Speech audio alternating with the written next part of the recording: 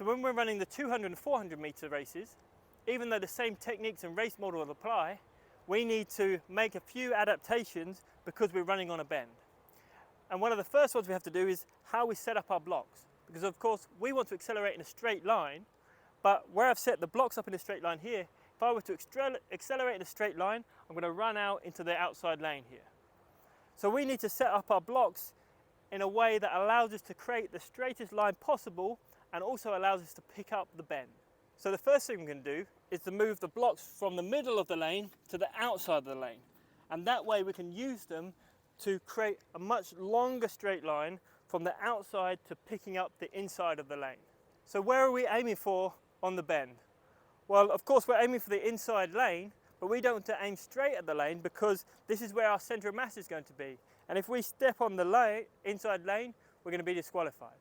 So we're aiming for somewhere a foot inside that line, which allows me space to pick up the lane, but gives me space to run on the inside of the lane without encroaching the line too much.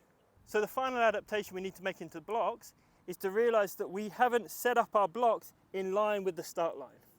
And that means we need to imagine our own start line to make sure that everything is lined up and square. So of course our outside hand can be on the line, but our left hand is going to imagine that line in the same line as we set up our blocks, and we're going to place it under our shoulder along that imaginary line. So that if we put our left hand on the line, we're going to get this rotation in our shoulder that's not an efficient way to accelerate. So by bringing it back onto our imaginary line, our shoulders are square and we're ready to push. Now of course that means also as we set up our blocks, we need to use that imaginary line to get our spacings right. So we know that we're 2 feet and 3 feet from the line. So we can have 1, 2, 3 to the back block because we're using the start line. But we need again to imagine where that imaginary start line is, and we count our 2 feet from that position. So we've now got our blocks set up. That's going to give us the longest possible straight line for our acceleration, and it's going to pick up the inside of the lane as we meet the bend.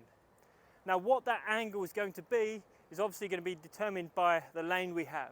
So in the 200 and 400 meter races, the inside lane, we only have a very short period of time before we meet the curve. So the blocks are going to be almost the same as they would be in a 100 meter race.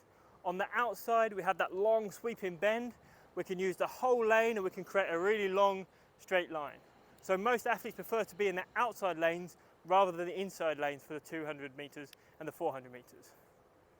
Now, as we accelerate through here, so we're in lane 6 here, we're going to have a reasonably long acceleration phase, but we might be able to get through to 15 or 20 meters before we have to transition onto the curve.